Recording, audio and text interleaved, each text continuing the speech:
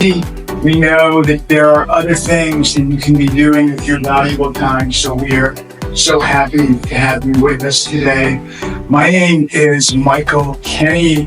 I am a professor of international affairs here at GISD. I'm also the director of the Matthew B. Ridgway Center for International Security Studies. No, other than that, apologies for not being more generous than we should have been with our food. For the next round, we will make sure that you will have more varieties and more of the food. But we are really delighted that you decided to join us. This is a fantastic point in time while you come back.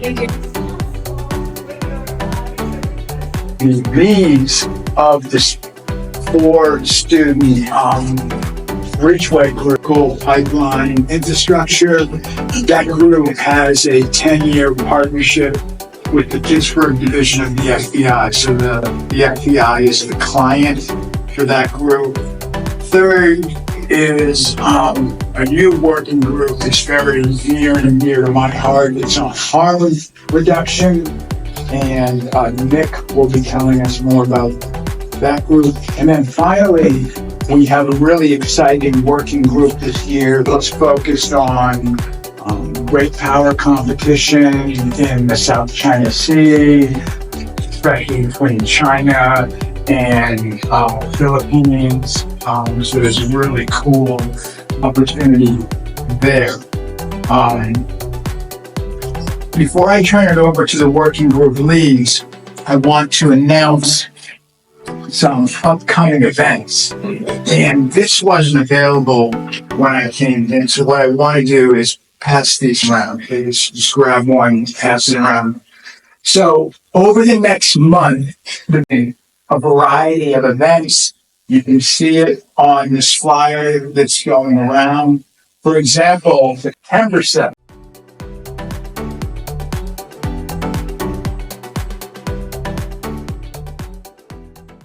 Ambassador Eric Rubin on a hostage negotiation event featuring a Pittsburgher, a teacher in Russia who has essentially been kidnapped by the Russian government. You've heard of Brittany Griner.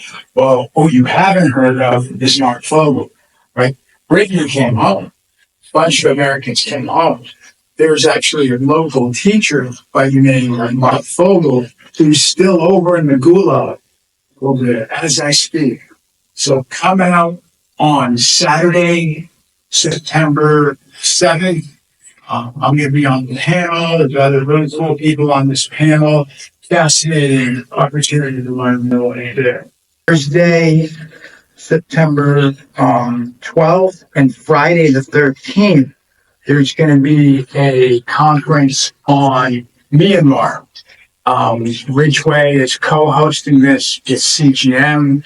We're bringing in a bunch of activists from that country to engage in a bunch of discussions, essentially some 2-track diplomacy on that war-torn country and one of the most important issues going on right now in world affairs.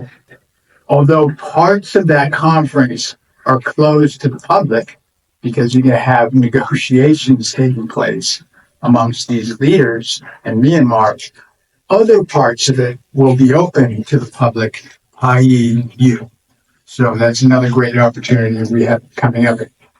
And then on Wednesday, October 2nd, which is a little over a month from now, we're bringing in a very special guest by the name of Abdul Mia.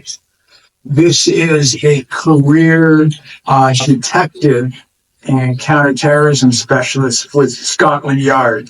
He's one of the United Kingdom's leaders in hostage negotiation and working with high-risk Muslim communities on the sometimes called the Al-Qaeda phenomenon.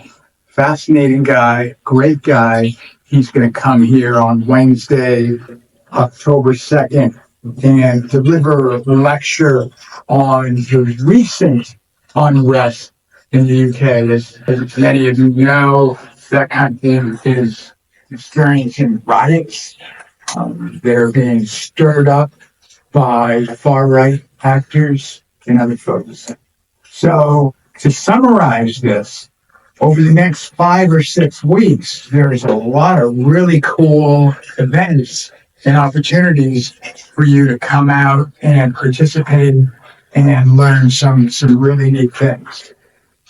If you're asking yourself, why is there so much? It's because we know from experience that it's a good idea to front load public events early on in the semester. Because what's going to happen is, before you know it, you guys are going to have midterms, second half of the semester, everybody gets busier, and it's harder for us to bring out an audience. So I hope some of these events appeal to you, and if so, you can expect emails with, and more communication about that. Okay?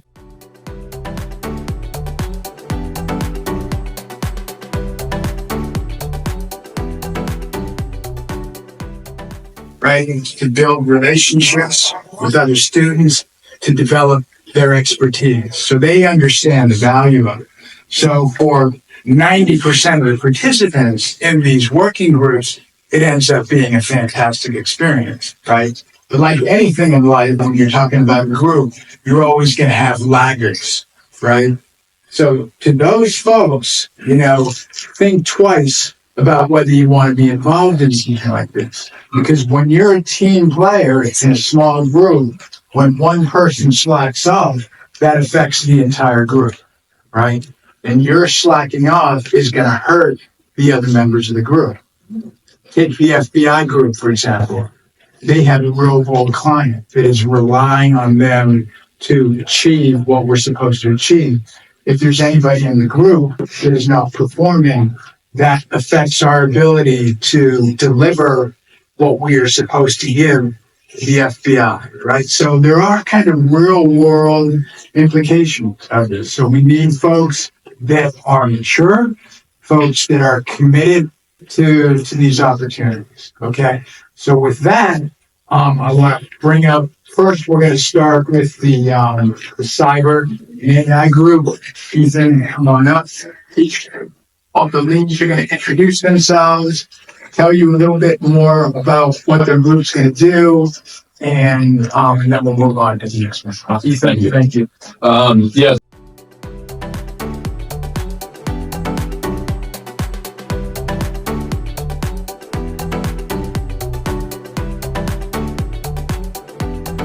Conversation about the working groups. I was in the FBI one, and we talked about this kind of gap in GISPIA of cyber, especially cyber intelligence, and GISPIA itself. GISPIA only offers a couple classes per semester about cyber, so we were like, what could be an awesome opportunity to have a working group focused on cyber? So this is the first year that it's happening. It's the first time, and there are a couple clients that are in the works. One of them is a top security. But yeah, so I wouldn't count yourself out just because you don't count yourself as someone technical. And then, so we're seeking 6 to 10. I'm not 100% certain how that will look, but 5 to 10 hours as most groups. But most likely the final products will be a presentation.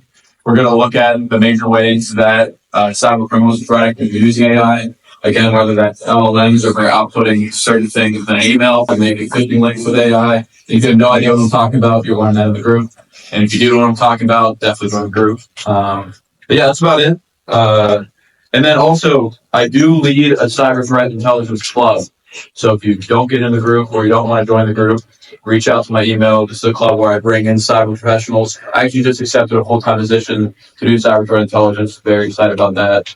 So I actually got the opportunity to present at a cyber conference in Pittsburgh.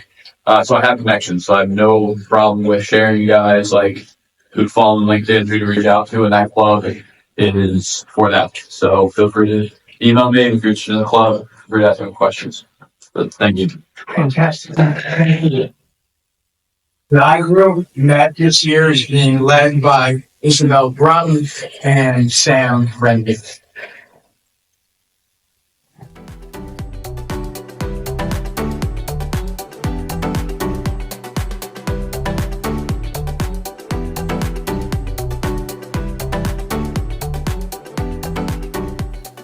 Hi everyone, I'm Isabel. This is Sam. I'm the group lead for the FBI working group. Like Dr. K was mentioning, we've been working with the FBI for 10 years now. Like the FBI has had this relationship with the FBI for 10 years. And each year we work on something slightly different.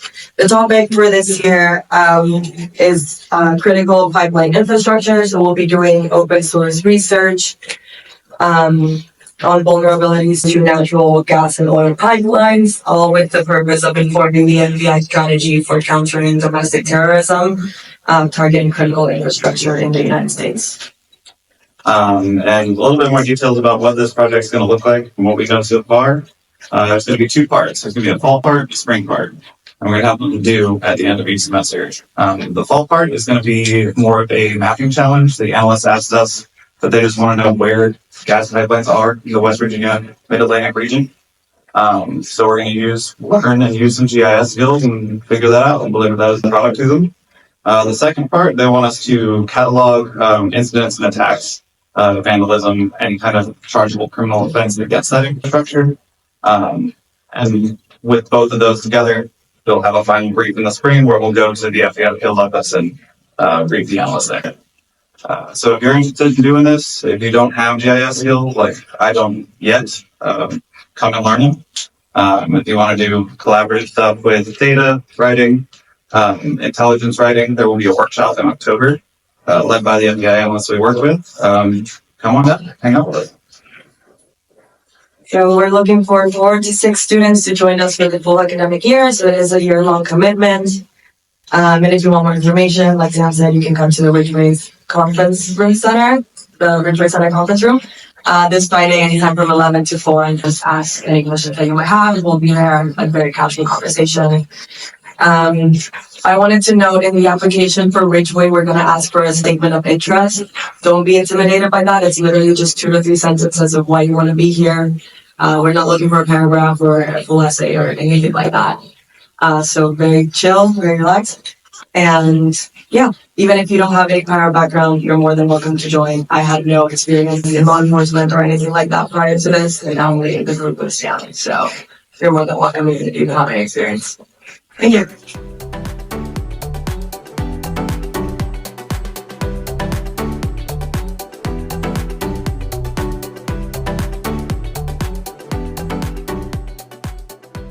I have been meeting throughout the summer to start talking about what this working group will look like, as it's a little different from the other working groups. It is going to help plan a conference for October of 2025.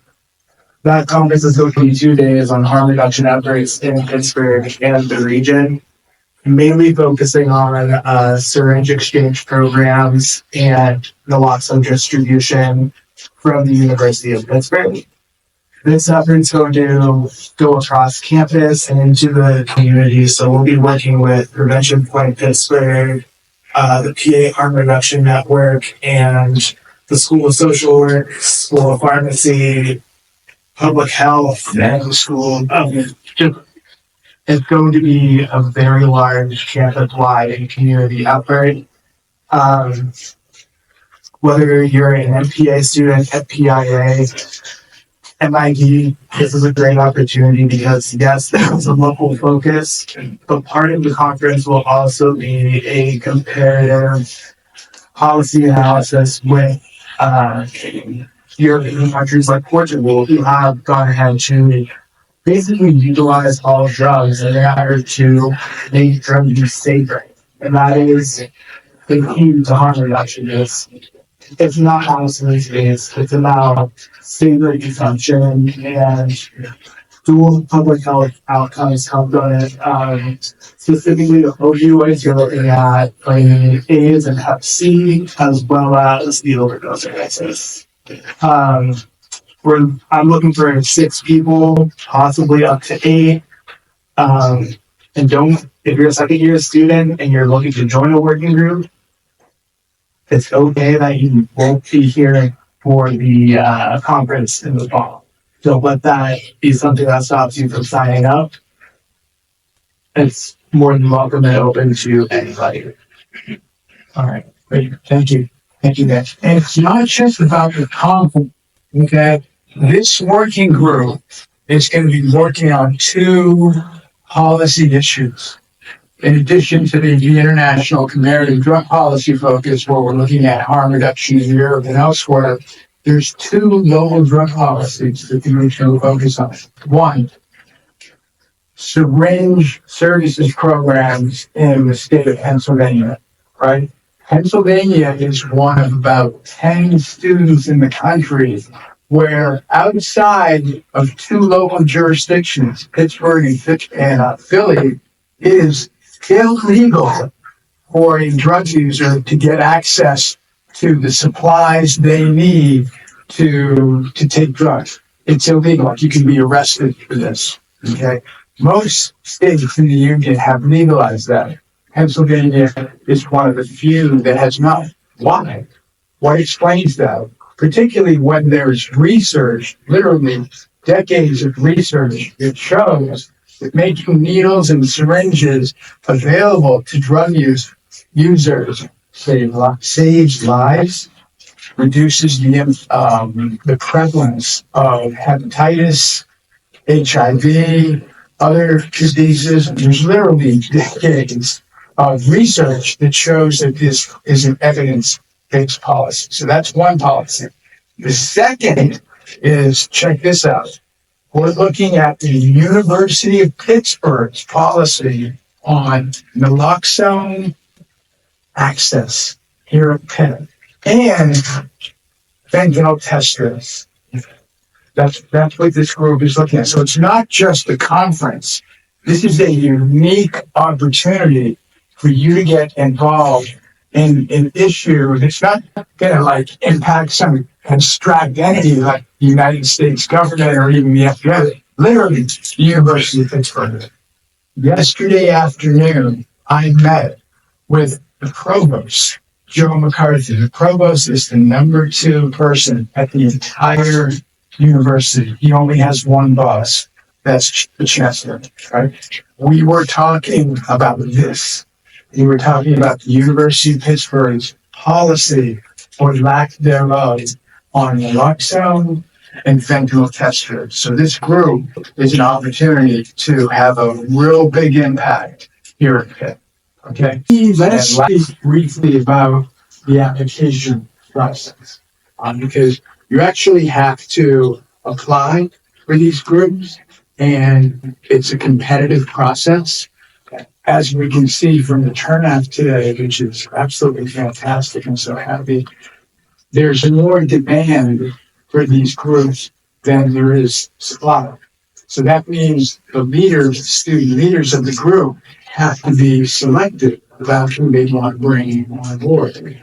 So just because you want to work with the FBI group doesn't mean you're going to get in, right? Because there's going to be more people who want to do that, and we can accommodate. That's hence we have the application process. How do you get access to the application? Well, we have the QR codes. Right? This is for all the Ridgway and for the put your phone on, capture that QR code. I think you also have sheets around with the QR code. I'm not seeing them. Yeah. Okay. Oh, Ford did that. Of course. Yeah. Very good. All right. So you get the QR code and you go fill out. It's a short application. Just nothing too onerous. Yeah, actually did it this morning just to make sure it'll work. So, easy. It won't take you more than a half hour. But take it seriously because the student leads are going to be reading your application and trying to figure out which group to place you in. Thank you. Thank you to announce one final opportunity that's coming up in October on starting Thursday, October 24th, and running into Saturday, October 26th. The Ridgway Center is co-sponsoring. Along the fourth. Oh, these are for you get started. But really, the real host is Dr. Ryan Grauer.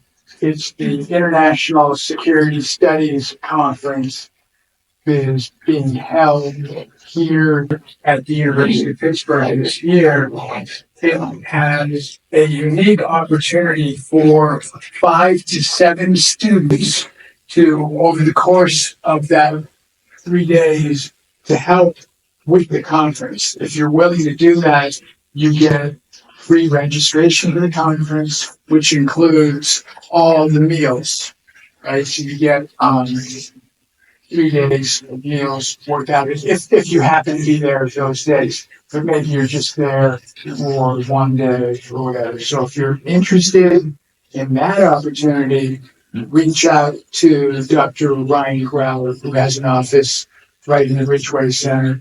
Ryan's in a meeting now, but he will be available at 3:00 today. Okay? So that's everything that we have. I want to do one final shout out and thank you to Maddie, Ethan, Isabel, Sam, and Amanda